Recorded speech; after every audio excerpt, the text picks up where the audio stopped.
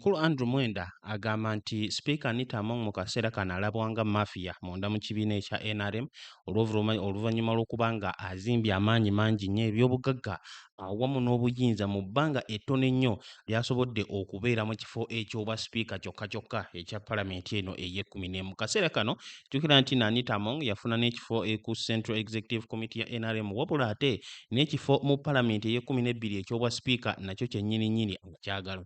Wabula okusinziira ku Andrew Mwenda agamba nti emu ku nsonga eziyinza okumulemesa ky'ekyokuba nga omukyala ono avuddeyo okuzimba amaanyi ne network munda mu kibiina ekya NRM okwetooloola eggwanga lyonna ekitandise okweraliikiriza ne Gen.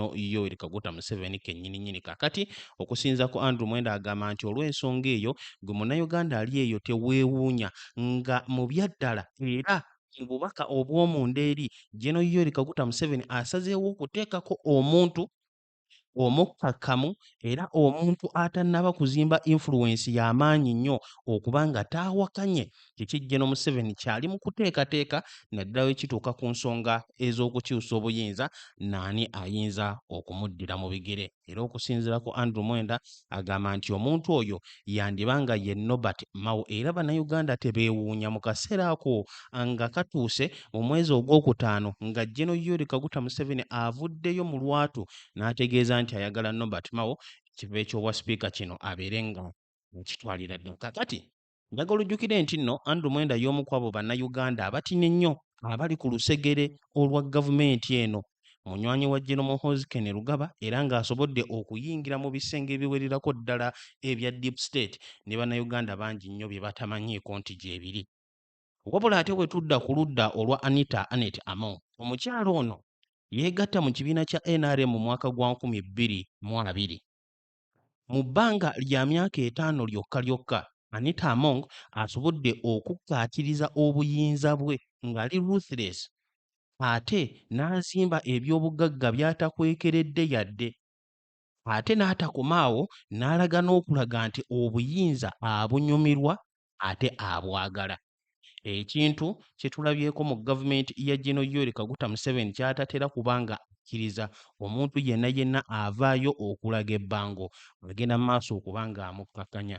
Twalabako Super Prime Minister omukulu Amama Mbabazi era nga bangi nnyo baali balowooza n'okulowooza nti oboolyawo yagenda okusikira Gen. Yoweri Kaguta Museveni mu mwaka gwa 2011 wabula ne kitaba. Era ky'ova olaba nti Amama Mbabazi okusinziira ku Andrew Mwenda kennyini yavaayo ne yeesimba ku Gen. Museveni. Kakati abantu bwe batyo ne kirabika okuba nti Gen. Museveni takyabaagala era n'ensangi zino tuwuliddeko mu kusaagirira nga kw'otadde ne ba analysts ab'enjawulo ku mikutu emitimbagano nga bagamba nti tetubeeraawo ne twekanga nga Anita Among ssaawa yonna awambye ne mukama we. Lwaki? Olw'ensonga nti avuddeyo okulaga ennyonta ey'obuyinza. Jjo ly'abalamu wano eno bwe twabadde mu campaign trail ku zimu kwezi ezasembyeyo eza Gen. Yoweri Kaguta Museveni, omukyala ono Anita Among ng'akimanyi bulungi nnyo nti nno atambulira wansi wa Gen. Museveni yavuddeyo n'akangula eddoboozi ku nsonga z'omumambuka g'eggwanga erya Uganda ng'ategeeza mwami Museveni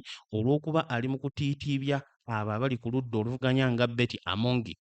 Ekyo lwaki ate abaabwe wali eri mambuka baali bagenda kufiirwa ekifo. Specifically yali ayogera ku Dr. Ruth Aceng. Kati bino byonna okusinziira ku Andrew Mwenda ate nga ne bannayuganda bangi nnyo bazzenga biraba era nga babiwulirako biraze nti Anita Among newe kinaatuuka ku nsonga ez'okwagala okuteekako omuseka wa mwami Museveni nga bukimanyikiddwako okuba nga kiri mu kuteekebwa era nga ne Andrew Mwenda agamba nti alowooza omusika oyo Gen. Museveni ayagala abeere mutabani we Gen. Muhoozi Kainerugaba ate Anita Among ayinza okuteekawo embeera oba ayinza okukalubya ensonga. N'olw'ensonga eyo okusinziira ku Andrew Mwenda mu katambi ke tugenda okumulabiramu avaayo okunnyonnyola nga awa ensonga ze lwaki Anita Among Gen. Museveni ssaawa yonna yandiba nga agenda kumutema amagulu okumukkanya ku nnyonta ey'obuyinza gy'avuddeyo okuba nga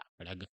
Kwaniriza ku mukutu ogwa Point Media UG olunaku olwaleero lwa Monday ennaku z'omwezi 9 tuli mu mwezi gwa kusatu omwaka 2026 bulijjo wano ku mukutu we tugenda okutuusirizaako obubaka bonna bonna ng'ebutambula mu kisaawe eky'ebyobufuzi mu ggwanga erya Uganda. Ekyenkusaba kyokka naddala gweyakatweyungako genda maaso beere ng'osubscribinga, likinga, sharinga ate commentinga tubeere nga tutambulira wamu bulungi nnyo. Kakati katugendeko mu katambi kano ak'omukulu Andrew Mwenda ng'avaayo okunnyonnyola ye nga ensonga butya bw'aziraba nga kw'otadde ne munywanyi we Robert Kabushenga we babaddeeko ku podcast nga bakuba ttooki mu buzibu ki Gen. Museveni bw'ayinza okusanga mu Anita Among era lwaki yavaayo n'okusindiikiriza Norbert Mao abeere nga yeesimbawo ku kifo eky'omubaka owa Paalamenti. Tukuliriza bulungi tugenda kuba tukomawo ate era okukola analysis. First of all, Charles, you should know that Mao was not going to run for parliament. The president personally called Mao and said, "You go and run." Nah, but come on. He was not running. So he went to run because the president wanted him in parliament. And it is It also is, said that there are that very many forces in it. constituency was created for him because it That didn't is one. The exist second before. thing, the second thing is that many people in NRM are concerned that given the amount of power and influence Anita Mong has accumulated, and the money she has accumulated, I've told you she has influence in the parliament, she has influence across the country in all the LRM structures, but she also has influence in the judiciary, overwhelming influence in the judiciary. And then she has also a huge influence on Ugandan elites in whether Mufutis or bishops or ministers whose children every day she's employing at parliament. She has a lot of say over many things. And people are concerned that a person with that amount of power, and especially if you're looking towards a future transition, you don't want her to be speaker. So the effort to get her out of the speakership race is very big. Oh. And yes. There is a concentrated effort that she should not return as speaker because that is too much concentration of power, especially at this time when the president is not growing young, he's aging. So we are going to see a serious contest for speaker. But ultimately, the person who will determine who becomes speaker is Yoweri Museveni. Because if Yoweri Museveni calls Anita Mong and says, "I don't want you to run," she will not run. And if she goes against him, he he has many tools against her that he can employ. And I'm sure she's smart enough to know. She's a very smart politician. I think one of the smartest politicians I've seen in Uganda. So people think that Anita Mong is driven by money only. No. She has also interests in power, and she has extraordinary skills and instincts on how to build a political base. And she has been the most successful speaker in terms of building a nationwide infrastructure that can give her political power and political dominance. So, Bob, are we going to have a lot of blood on the floor then? Definitely, you can be sure. And I mean, first of all, I just want to add to Andrew's description of Anita's power. But Anita also has very interesting people in her corner. The first one is her husband. The man comes from one of the most sophisticated operations in the world. That is the footballing mafia of the world. So when you're part of that infrastructure, you'll know how to build. So Makoko is not a pushover. So you have between the two of them, there is a combination of skills that cannot and should not be ignored, but also networks. I mean, FUFA is across the whole country, Charles. It's not just a Kampala-based organization, and it has grassroots, and Magoko has absolute loyalty in FUFA. Now, if that infrastructure combined with hers and the amount of money involved, you can't wish them away very easily. Those people they have an effective network. So that's the an additional element. But a lot of the parliamentarians who were very close to Kadaga and were Kadaga strategists all decamped en masse into her corner. And this was regardless of political color. It didn't matter which political constituency they belonged to. But, and for me, this is what is very interesting, is listening to Andrew.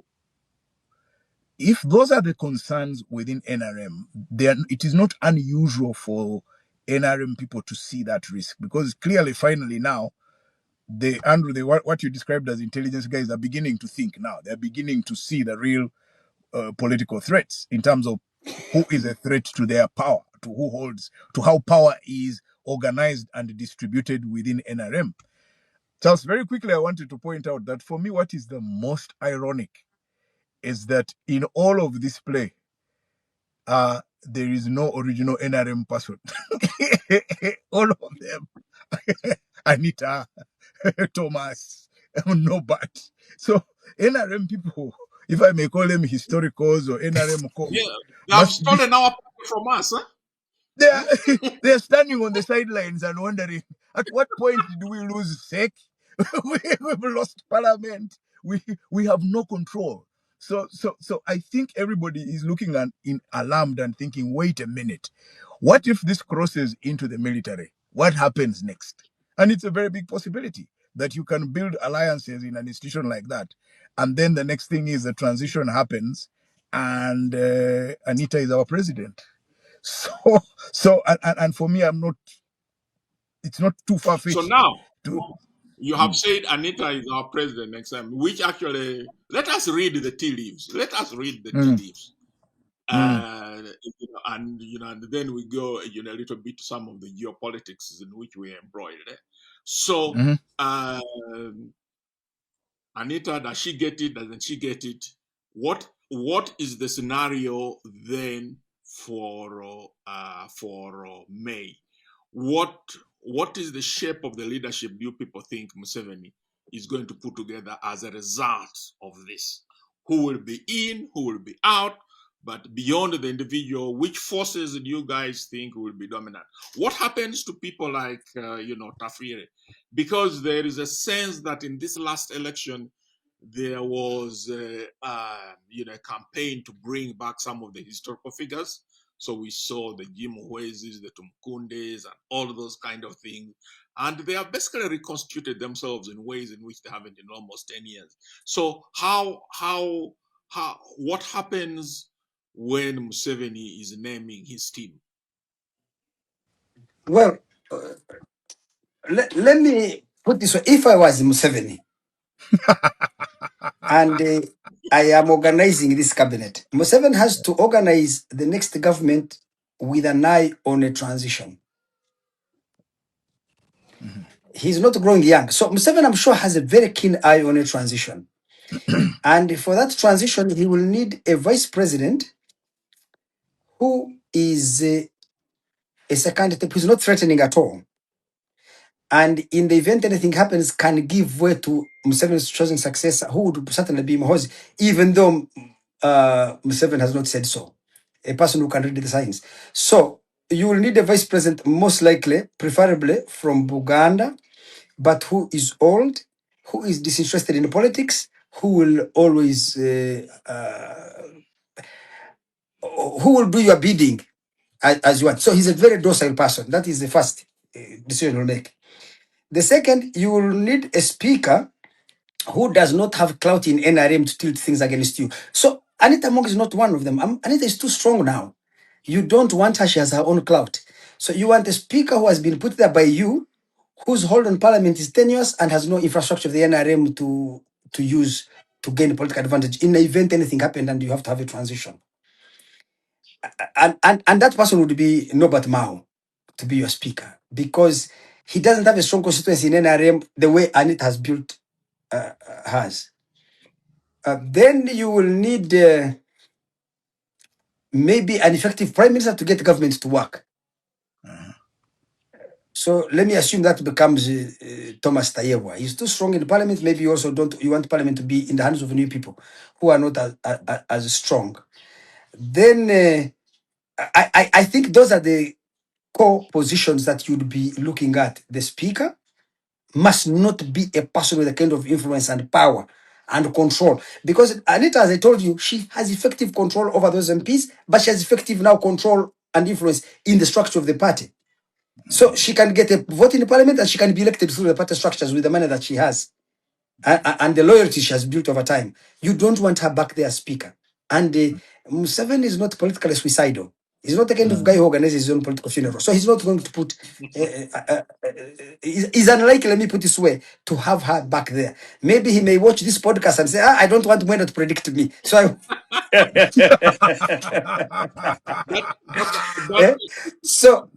so if you have a speaker from northern Uganda, a vice president from central, he will need something powerful in the east. So let me say he will have to get a prime minister from the east. He'll need to get somebody either from Busoga or from Teso, those two areas, because Busoga has about 1.8 million registered voters. Rather, 2.3 million registered voters, Busoga alone. And then you have the Teso region also has a large concentration of voters there. So he already has a governor of the central bank from there, but he'll need a very powerful person from there. So he'll need a prime minister from the east. So if you are Museveni, that is how you allocate your pork. The governor is from West Nile, actually. No. Mike Ating Ego is from Soroti, the governor. He's not from West Nile. Yes. Okay. Yeah. He's from Soroti. So he needs to find a way to balance those things, because one of the reasons why Buganda matters is that Museveni was badly walloped in 2021. But he has made a comeback. He got 47.8 million, rather, percent of the vote in Buganda against Bobi Wine's 49.5. The difference was about 1.7% of the vote. So if you're Museveni, you're looking at 2031, you want to now go back to in Buganda to get 50s, 60s. So the more, and Museveni has won many seats in Buganda now because they beat Nup from many of its constituencies, actually. So he needs, now he has people like Amelia back. Let me come to the historicals. You know, Museveni has people like Crispus Kionga is back in parliament. He will need to reward people like that, of course. He has Ephraim Kamuntu, he's back. He has Erioda, he's back. These are powerful people from Western Uganda and they have come back. So he's under pressure to find a space for them. But you have now Tumukunde who has joined parliament. Already Muhweza and Otafira have been there. So he will need to, the Mutimes, they are there, those historicals, he will need to give them something. But at the same time, Museveni will be under pressure to get people of the Muhoozi group into significant positions in the government, because any transition that has to favor Muhoozi requires that Muhoozi loyalists have certain key ministries that are responsible for political mobilization. Otherwise, how will they build a political base for him? And it's clear, of course, that he would prefer Muhoozi to be the one to succeed him. So those are the kind of questions Museveni will be asking himself. So in that sense, me as a Muhoozi person, I may become the deputy vice president or something. Kati entebe ey'obwa sipiika kimaze okutegeerekeka nti y'amaanyi nnyo mu kusalawo kiki ekinaddako mu gavumenti ya Gen. Yoweri Kaguta Museveni. W'owuliriza abaami bano, Andrew Mwenda gwe mutegeezezzaako nti y'omu ku abo abali ku lusegere ennyo olw'obuyinza wano mu ggwanga erya Uganda, Robert Kabushenga abadde mu bifo eby'amaanyi ate nga naye wa gavumenti nga kw'otadde ne munnamawulire Onyango Obo bagenda mu maaso okubaganya ebirowoozo okulaga nti ekifo kino eky'obwa sipiika kigenda kubeera kya muzinzi nnyo mu transition eyinza okuddako okuva mu mwaka guno mwaka 2031 oba n'okusukkawo. Kakati jjukira nti nno gye buvuddeko mukyala wa Dr. Kizza Besigye ng'ono Inginiya Winnie Byanyima yavuddeyo n'ategeeza nti Gen. Yoweri Kaguta Museveni ekisanja kino yandiba nga ali mu kuteekateeka okukifuga ne mutabani we Gen. Muhoozi Kainerugaba. Kakati ne Andrew Mwenda ali mu kwogera ku nsonga ey'okuba nti newankubadde Gen. Museveni tannavaayo kukyogera lwatu, naye ate kimanyikiddwa nti yandiyagadde mutabani we abeere ng'amusikira. N'olw'ensonga eyo mu bifo eby'enjawulo okuviira ddala ku ky'obwa vice president, Gen. Museveni agenda kwetaagawo omuntu anaamwanguyiza ebintu era ataateekewo nnyo mbeera ey'okuwakanya kiki ky'ayagala.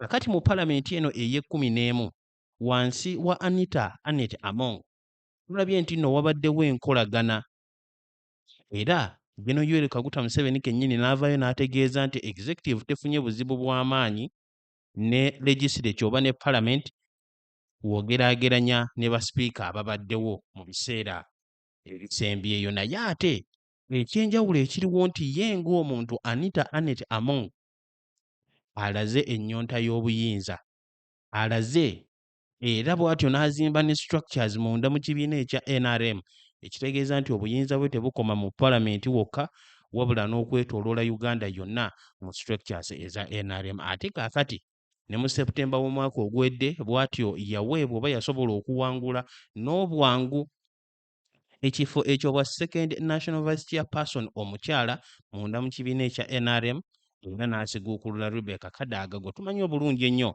nti veteran munda mu kibiina kino. Wabula kaakati kirabikanga okusinziira ku Andrew Mwenda agamba nti ennyonta ya Anita Among ey'obuyinza yeyinza okumuviirako okufiirwa ekifo eky'obwa sipiika okusinziira ku bibalo bya General Museveni awamu n'abo abali mu deep state. Ensonga zonna biki Andrew Mwenda n'abalala bye boogeddeko ngenda kuba mbikunnyonnyola tubeere nga tubikolako analysis, wabula okusookera ddala njagala okujjukiza Hajjatina Kalemba omusomi w'edduwa ng'onaasangibwa awe Busaabala ku stage esembayo.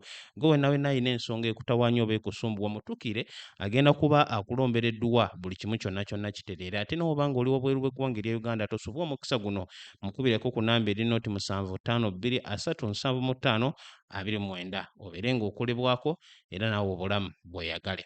Salamu alaikum. Hajjatina Kalemba omusomi w'edduwa. Bw'oba wenyiye embeera embi yankusomere ku dduwa.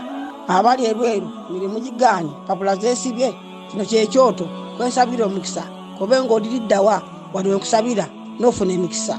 Ky'oba olabanga abirira ebinyonyi ebitalina kyakulya naawe atalina mulimu jangu kusomere ku dduwa ofuna omukisa. Eno ennyanja kwesula buli kimu ekisira ne kiba kikujjudde nekikasuka mu nnyanja nekikunta nekigenda. Nze Hajjatina Kalemba kambawo ennamba yange yeeno 0752375229. Temuddeeyo nemwebakira ebizibu nkoye ku nnamba yange eno. Mu podcast eno Andrew Mwenda ensonga gy'asooka okuwa agamba nti Robert Mao President General w'ekibiina ekya DP yalina nteekateeka za kwesimbawo ku kifo kya mubaka wa palamenti.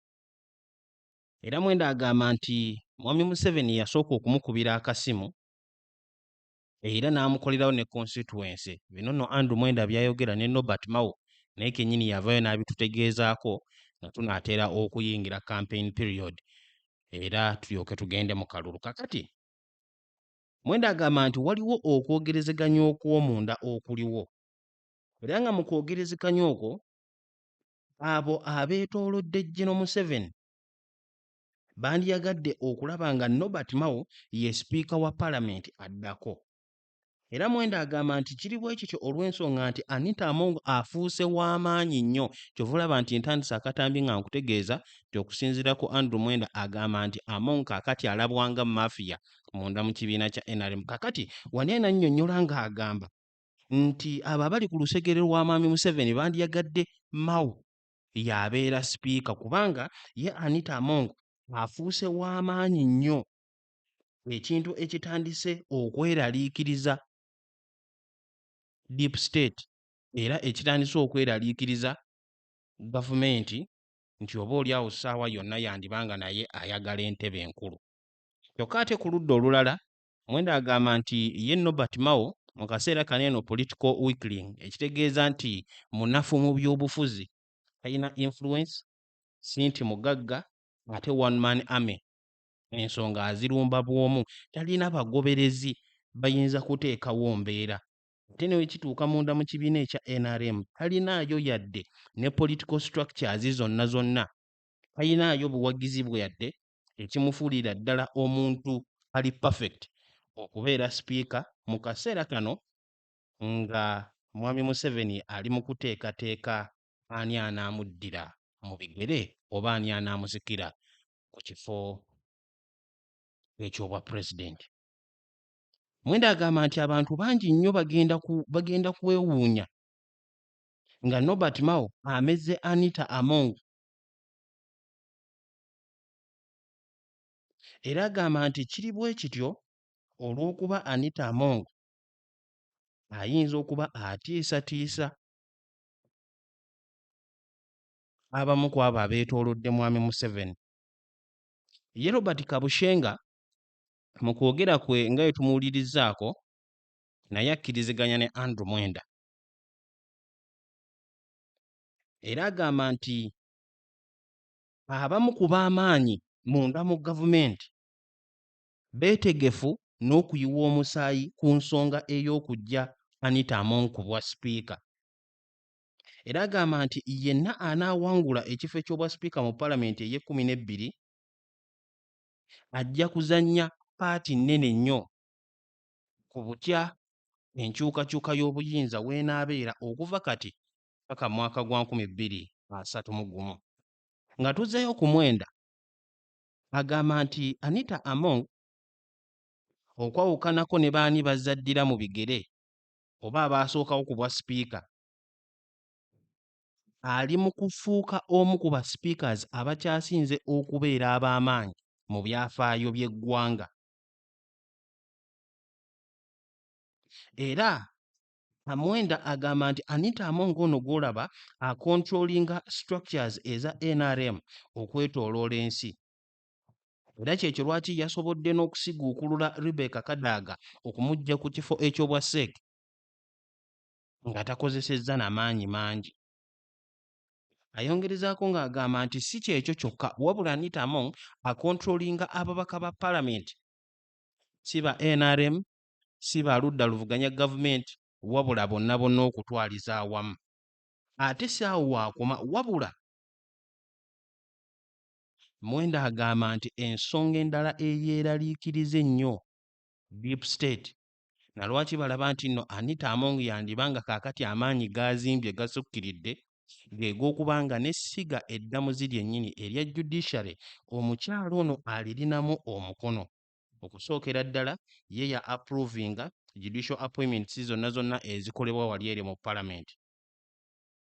Naye ate si kyekyo kyokka okumanya nga omukyalo ono alina amaanyi ku judiciary. Mwenda agamba nti mu kaseera kano tewaliiwo munnayuganda n'omu asobola kutwala musango n'agwawaabira ku Anita Among mu kkooti z'amateeka wano mu Uganda n'amuwangula. Ekintu Mwenda ky'agamba nti kibadde kyaludde okulabwako wano mu ggwanga.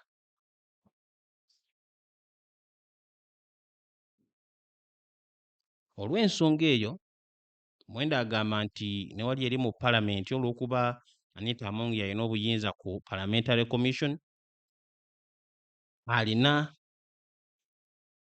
mu ngalo ze 5 obuyinza bungi nnyo n'okuba nti n'abamu ku banene mu gavumenti ab'ebyobuwangwa bannaddiini nabo bennyini abamu ku bo batambulira ku ntolize olw'ensonga nti alina batabani baabwe bannyinaabwe bakyala baabwe baganda baabwe baali mu kuwa emirimu wali eri mu palamenti. Era eri Mwenda agamba nti bino byonna ng'obigasse wamu abantu bangi nnyo abali ku lusegere lwa General Yoweri Kaguta Museveni balaba nga tewakyali ngeri gye bayinza kuteeminga kukontrolinga Anita Among. N'olw'ensonga eyo baagala omuntu anaasobola okubeera omukkakkamu. Wabula Mwenda agamba nti olw'okuba akimanyi nti nno Anita Among ali calculative mukyala abaza kiki kyazzaako ddi nawa. Singa mwami Museveni amugamba okudda emabbali ye Mwenda agamba nti Anita Among ajja kudda mabbali abeere nga atunula okulaba kiki ekigenda mu maaso. Era ng'awo we tuyinza okulabira omukulu Nobert Mao okuba nga aweebwa ekifo eky'obwa sipiika. Mwenda agamba nti Nobert Mao mu kaseera kano alina omukisa gw'amaanyi nnyo kubanga ye alien ye mu kibiina ekya NRM ne structures zaakyo tamanyikiddwayo.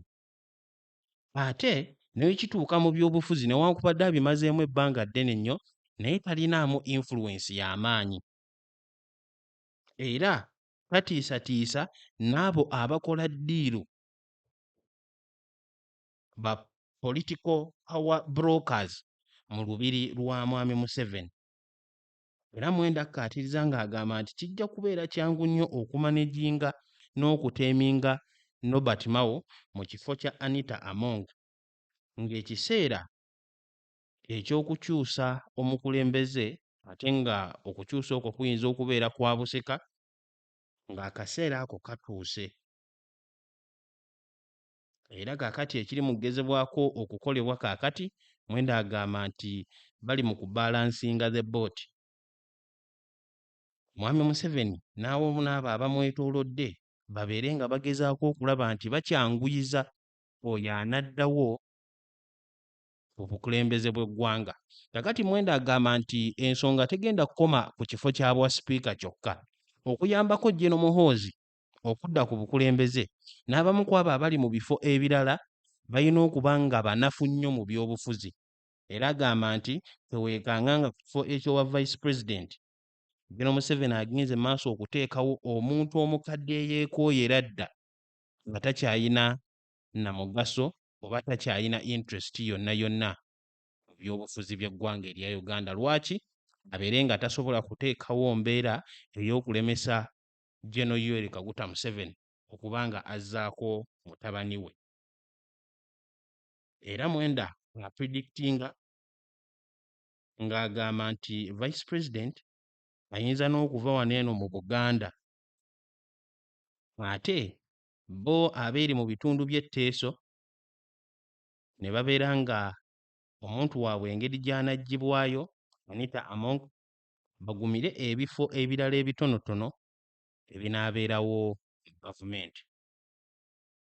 Gwawuliriza era alaba omukutu ogwa Point Media UG endaba y'ebintu ey'omukulu Andrew Mwenda ki ye kyalaba ku lutalo luno lwe tuzze nga tukunnyonnyola wano ku Point Media UG nga tukuwa ensonga ne analysis ow'enjawulo ku ki kye tuyinza okulaba nga kiddako wali eri mu mwezi ogwokutaano nga okulonda sipiika kutuuse. Wabula mu bino byonna byonna gwawuliriza era alaba Point Media UG olowooza Anita Among anakkiriza okudda emabbali lwaki mukama we kyayagala? Ye kennyini mu Septemba w'omwaka oguwedde ng'ayagala ekifo ekya Central Executive Committee okusiguukulula Rebecca Kadaga yategeeza nti kasitaaba nga y'akyali sipiika wa Parliament tasobolerako ddala kuwakanya ki mukama we n'ekibiina kya NRM kye baagala. Wabula kaakati tulaba nti nno omukyalo ono ayongera kuzimba maanyi, ayongera kuzimba influence si mu Parliament mwokka wabula ne mu NRM structures. Mwenda kyagamba kiri mu kweraliikiriza bangi nnyo abeetoolodde General Museveni era abali mu kubaza ani anaddako. Sigenda kusukkawo, mwebale nnyo mwebalire ddala okwekumira ku mukutu ogwa Point Media UG bulijjo. Nyongera okubategeeza n'okubajjukiza nti wano ku mukutu bwe mugenda okujja biki ebigenda mu maaso mu kisaawe eky'ebyobufuzi mu ggwanga lyattu erya Uganda. Gwe kyolina okukola subscribing ateekako notification bell, liking sharing ate commenting tutambulire wamu bulungi nnyo. Kambeere nga nkwagaliza olunaku olulungi awamu ne wiiki ennungi yonna mubeere bulungi era mweraba.